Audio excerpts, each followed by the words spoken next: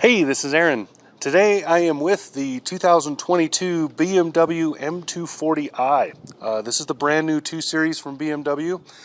Lots of changes from the previous generation, which was the generation from 2014 to 2021.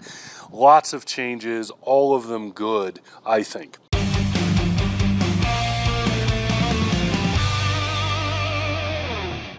So, first thing that you're going to notice right there is the grille.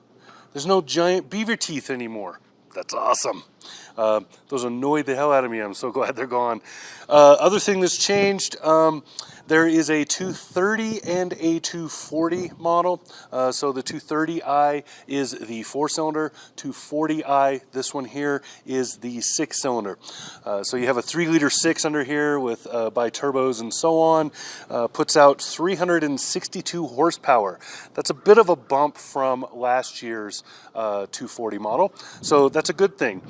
One thing that I don't like is that they did drop the convertible. So there is no convertible model this year, just the coupe. I suspect that within the next couple of years we will have that convertible show up, but for now there is no convertible for this. So biggest difference between the 230i and 240i visually is this hood right here. So you can see the nice hood bump that's going on. You maybe see it. The white paint makes it difficult, but there's a hood bump right here to accommodate the engine under there.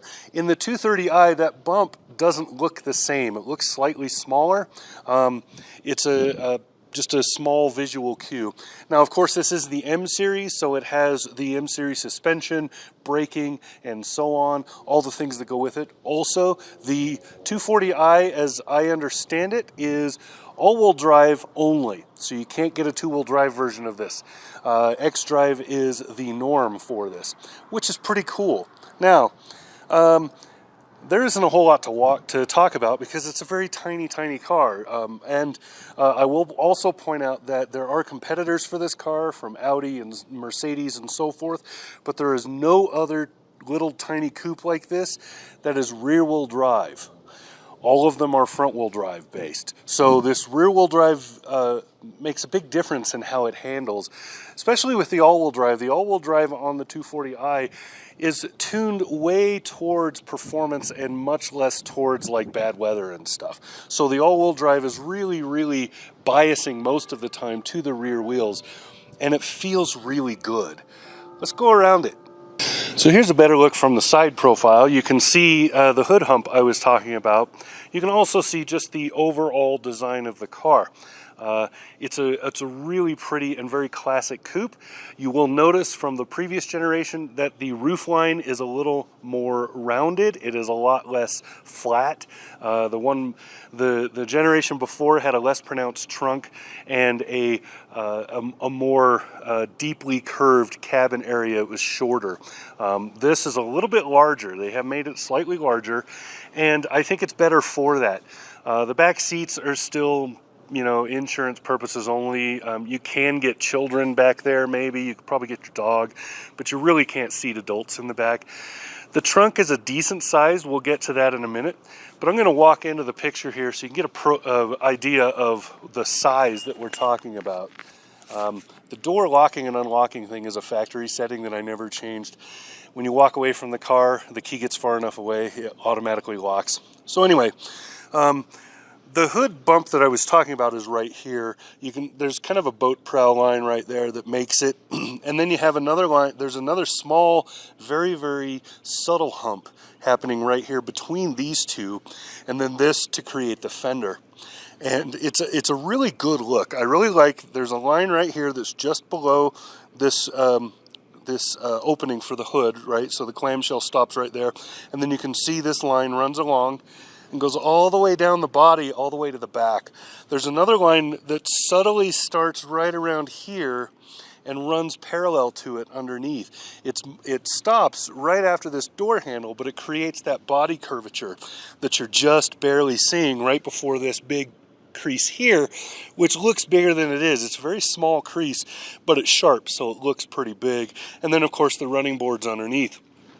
So what that does is it creates this moving silhouette. It creates a very obvious line of drawing. So if you were an artist drawing the silhouette of this car, you would obviously do the roof line like that, and then you would run that line there, and then the bottom with the wheels. So really nicely done. It's a very simple but very effective way to design a car to look really classic without, well, without being classic, right? This is brand new. So you can see the wheels down here. These are wonderful wheels. I really like the look of them. There's 2 or 3 options. These, I believe, are the M series wheels, and then there's a couple of options for the standard models as well. And then the side mirrors. The side mirrors are very large for such a small car, but they mitigated that in terms of visuals by making them thin and adding a bunch of lines on them. Some of them to create vortex for airflow. Others also just make them look slimmer by breaking them into sections. So these mirrors don't look as big as they are. They're pretty huge for such a small car. And then the roof line that I was talking about, you can see it's very rounded and abrupt, right? It doesn't flow like it did last generation to go like this. It drops quicker. That's a good thing because it creates more interior room for one thing, but at the same time, it's creating a more well-defined deck on the back, and that gives it much more, I don't know, classic or classy. It gets away from that clipped deck that we've had before and changes kind of the design dynamic. I like it a lot. Now you see this line here running across, and then down here you have this fender bulge to indicate this fender is slightly larger than the front fender, just by a tad, but just enough. If you run a tape measure, you can see this is just slightly larger, and it's just enough that it emphasizes the rear-wheel drive build of this car. Then back in the back, you can see this fin here. When we come around the back, you'll see it a little more pronounced, but this little fin is part of the M package, and then you have just the way the lighting and the lines run to the lighting. So you have this line here, the main one, runs along and it just kind of stops right before this crease here for the tail light. So it's kind of a neat design, and I really like the way they did it. There's a few options for this that aren't included on this car. There's roof rails that you can get. This has the sunroof, and this has the upgraded stereo. So, and you'll notice that because I just saw it, because there's these big speakers back here from Harman Kardon, and you can see from the side of the car looking this way, you can see a couple of the tweeters and stuff that are on the dash. Let's come around the back and look in it, and then we'll get inside. So at the back of the car here, here's the line I was talking about. This stops right before it gets to this, and then you have these taillights. The taillights are a unique shape. I really like this shape.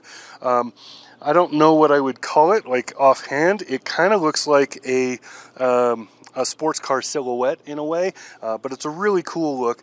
And then you can see the fin I was talking about here. That goes on top of the integrated deck fin. So there's already a sort of a fin happening here, and then this is on top of that.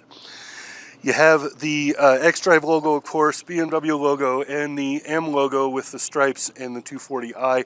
And then you can see down there you have the diffuser, which is part of the M package.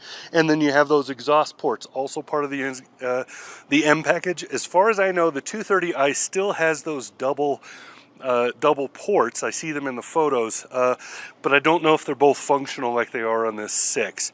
So really kind of cool there. That's kind of the rear end. It's relatively simple, but I really like the design because the simplicity makes it classy. Let's look at the inside. So inside the 240i, it's a very simple layout as far as where the controls are. They're where you expect them to be in a BMW. You have good venting, decent climate control in here. There's some details because this is the M package, like the BMW M series logo color scheme on the doors and a couple of other things. This has the upgraded infotainment and stereo in it, and then also just a lot of little niceties: heated seats, heated steering wheel, and so on. Two things to note. There is no manual transmission for this vehicle, so you can no longer get a manual with it. That is going to be a downer to a lot of people, but honestly, by sales figures, most people, even in the M series, were not buying a manual anyway.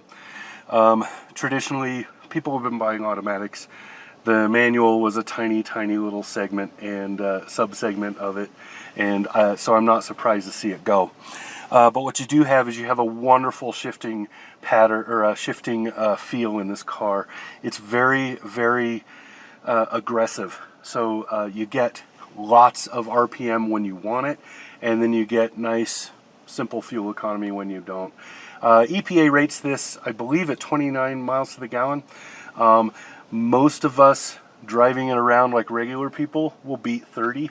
I managed to get 30.5 in my highway loop, and I wasn't trying that hard. I wasn't hypermiling or anything. That was just regular driving. So that's something that's worth noting. Other things about the interior, I really like the leather. I really like the dual tone that they have going on. So they have like the red leather around the doors and on the seating, and then they have black pretty much everywhere else. The black is all textured. There is no flat, cheap plastic in here. That's a good thing. And then the felt for the roof is nicely done. Good sound dampening in here. I have two complaints about the drive quality. The first and biggest one is I don't get much feedback in the steering wheel. Most of the driving, most of the feedback that I'm getting is through the pedal and then just the feel of my body. Getting very little as far as the steering and other feedback when I'm driving. That's not to say the steering is too light. The steering is just fine. It's just that there's no feedback from the wheels to my hands when I'm driving. And that's kind of a bummer. It subtracts from the experience a little bit. The other problem that I have is simply that it's a little bit heavier than it was before. The extra horsepower makes up for that, but you still have that long lag that you have with every turbocharged car I've driven from BMW and most of the German makes, and that is you still have that long lag before it kicks in. So when you leave the light, you're not going to get that power right away, and it feels sluggish for a moment. That's kind of a bummer, and I really wish that car companies would have figured out by now how to fix that. I've noticed in some cars it's gone, but anyway, that's a complaint that is across the board in the segment, so I can't really say it's only for this car. But honestly, it's a lot of fun to drive this car. This is, in this size, this is probably the most fun I've had in a little car like this that wasn't a convertible and wasn't made for parties. Just a great little vehicle here. So that's it, I believe, for the interior. I can't show you too much else because it's too cramped to get a camera in here.